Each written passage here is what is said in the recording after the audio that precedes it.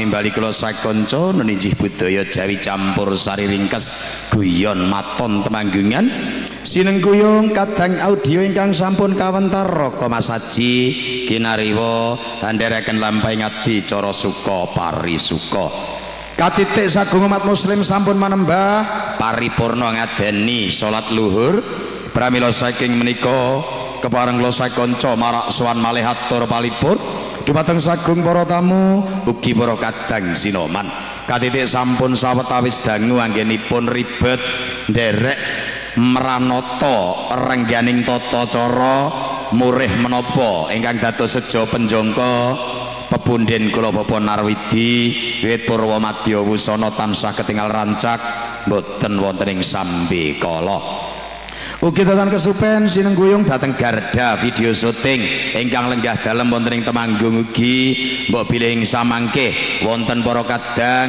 para pepunden wonten ing laladan ngabean Tegawanuh kagungan kersa badhe mala kramakaken atmajanipun mbok bilih badhe mantu menika kepareng nimbali Garda video syuting ugi audio Raka Mas Haji waget ugi sesambetan lumantar Petruk kantong bolong ingkang sampun sinerat wonten nomor WA 085726032324 mbok bilih para kadang Widyawati sampun paripurna anggenipun ngaso kula suwun nunten jengkar nduk bot-bote ngabot ditimbali wong Kang Petruk ngirit anak-anak tak jaluk padha sing sregep ya nduk sepisan meneh ayo do bareng-bareng kaya bapakne tak babat alas ana ing ngabean kaya ngapa alase nek wis dibabadi sok bisa ditanduri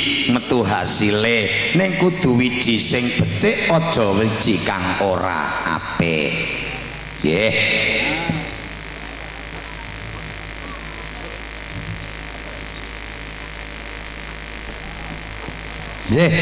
sinambi hangrantu kadang Widyawati jane iki telu tok era apa-apa kenang apa tak gawake papat karepe lek Petruk ki arek berbagi rejeki karo anak-anak engko nek tak pangan dhewe kabeh ndak kakean mongko nek sanumbarang napa sing kakean mboten becik Pak kejawi namung ibadah karo Gusti ki ora ana sing muni kakean mesti kurang mergo jalma menungso ora ana sampurnane sing duwe sifat kasampurnan mun Gusti Kang Maha Suci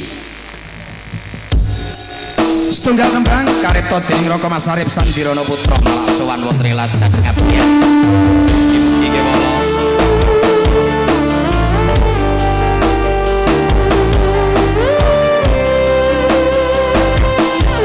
dados rema penggalih sing andika sami sinambi grami swadata ingkang sampun katur dumateng sangganing para tamu lenggah kanthi martu praktikaning ayo dong cekak-cekak dong padanging surya nanging peteng ning mripatku sinare rembulan nambahi susahing atiku sing tak jaga amuk kanggo sliramu nanging nyatane aku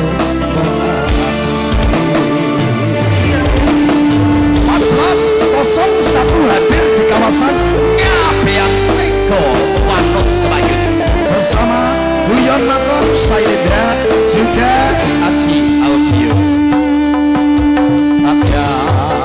Surya nanging peteng ning mripatku sinare rembulan nambahi susahe atiku tresno sing tak jaga kanggo sliramu nanging nyatane aku kok hapusi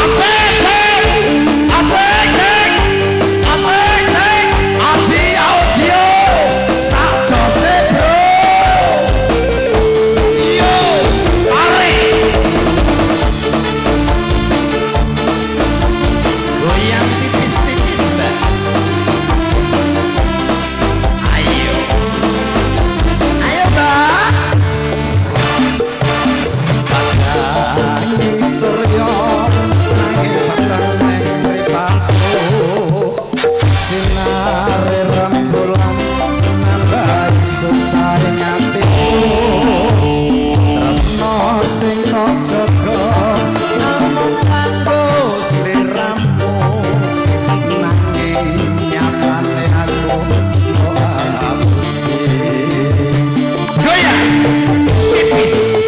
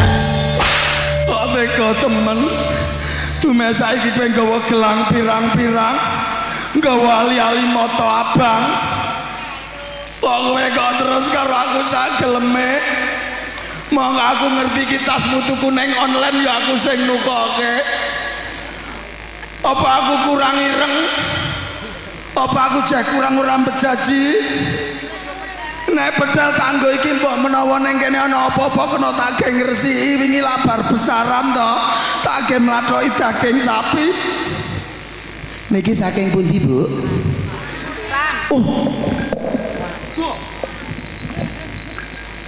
Jebolane saking Muntilan mriki sangu cowek mboten biasane mriko lah ana cowek ana mundu ana reca to wah malah sing katut recane mentok siji niki Rara Jonggrang nggo klambi kuning nika nika recane gejeglong yo sikile dicangkok nika niki nggih keluarga Muntilan sedaya alhamdulillah Muntilane pundi oh alah kok ora ngendika ket mau nek jenengan ki Muntilane pundi ayo mentok sekondas-dasan lho Sirah niku napa oh kelurahane Sirahan ayo kelurahan das-dasan kuwi man niki nggih saking Muntilan wah jan por ali-aline apik wah kok Muntilan kok malah do bakolake to Bang ning kene Bang malah ono sing gak ngedu barang iki wah ketone iki mesti bakul reca iki nggotas niki nggih Muntilan sing njaluk foto ya Muntilan asmane sinten Mbak lenga lulut lenga neng candi kemoloketan Brahmana Ratu Pengasihan si jabang bayine Yayu teko welas teko asih marang si jabang bayine Petro sesuk lerek nanggap kapan kae nomor HP-ne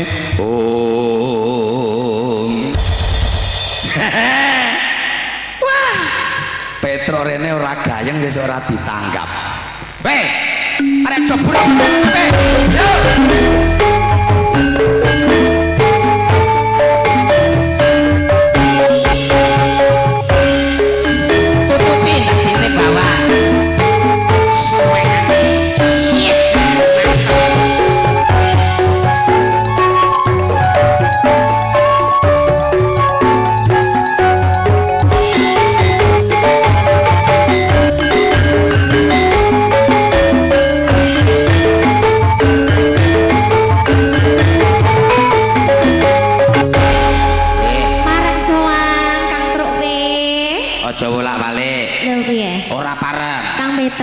Ora jenengke abang ora cocok mulai jeneng. Iya Den. Sing kliru ki aku rek muni Ngabeang malah kliru Karanganyar wau nggih. Ya yo ngene lambene mangsane njebret. Monggo saking mundilan malih badhe bibit bonsai niki sae sanget.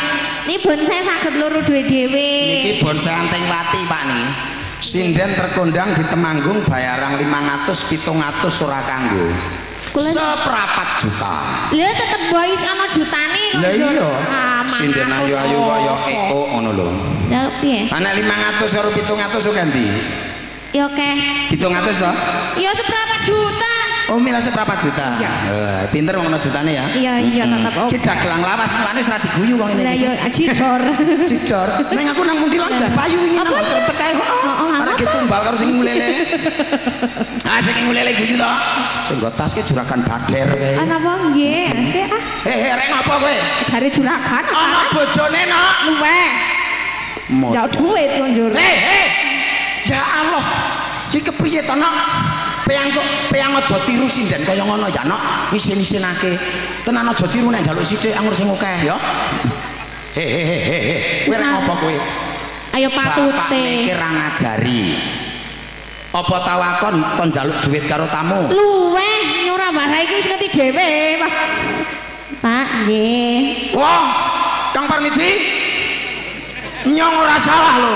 Kae pancen sinden tak gawa siji ki pancen gali ae. Rampok. Marah-marahno kowe njaluk sing pendek bonsai kae ki rampok jane seret tak tinggal. Saestu Pakde, jane sinden iki aja mbok alah, kok mbae to?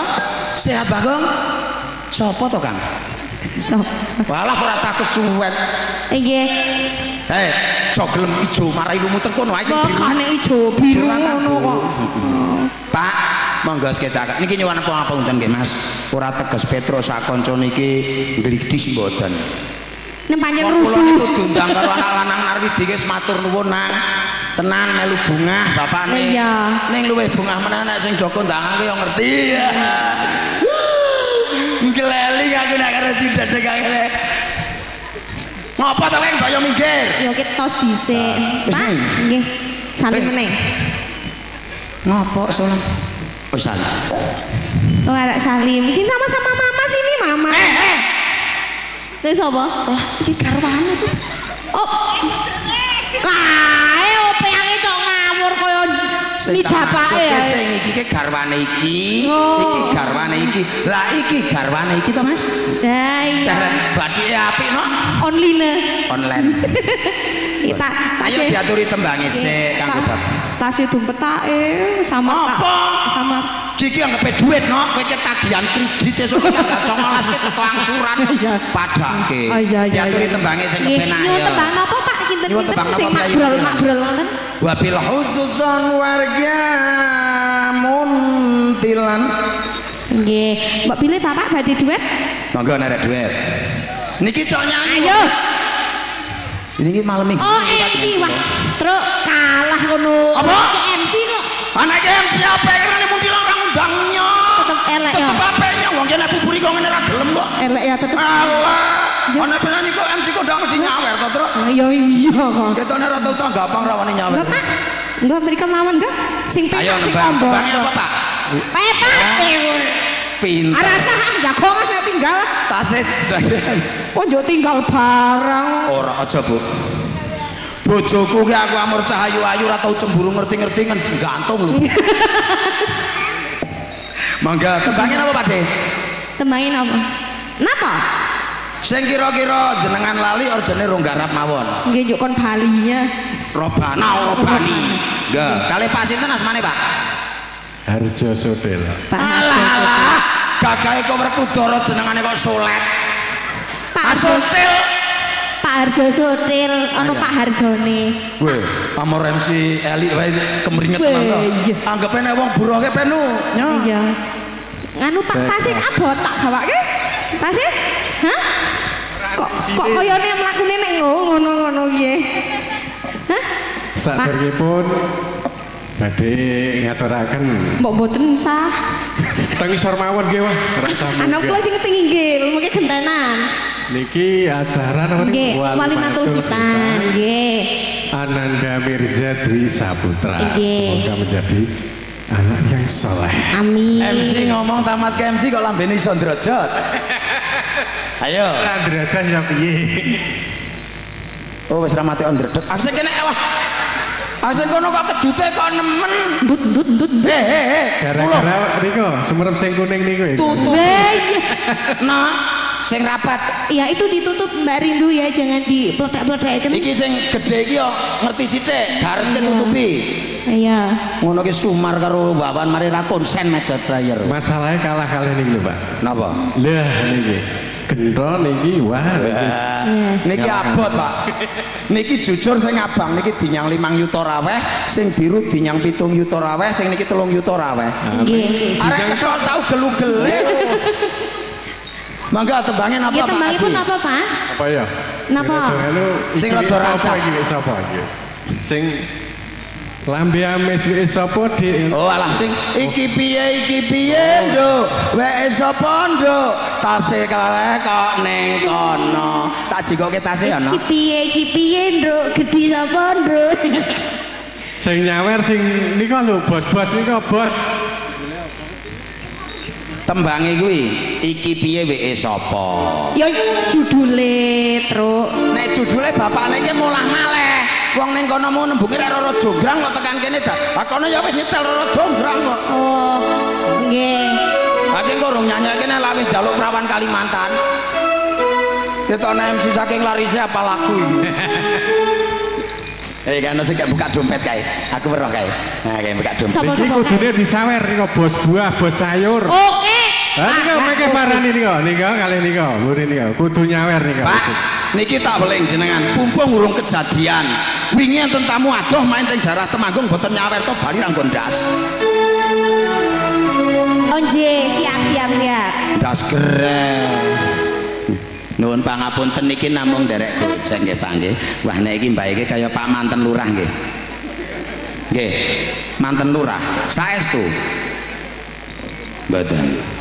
Oh lurah saum. Nek mbake piyayi mriki asli. Wong wajah-wajahe kaya kula. Ayo rombongan persis tukang mancing. Guyon ya, Mbak? Sapa ngakon nyuting? Tanpa izin produksi kena pasal kamu mengabadikan wajah paling unik. Mangga. Dados. Oke.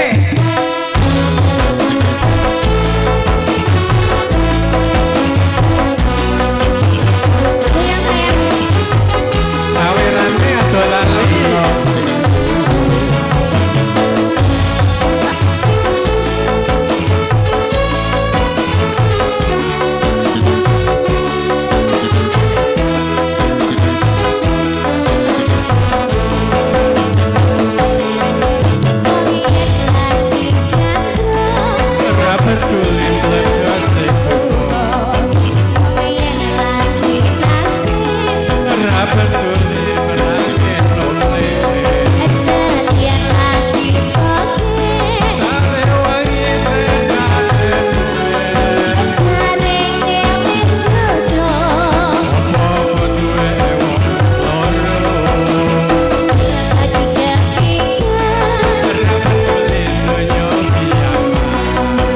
Oh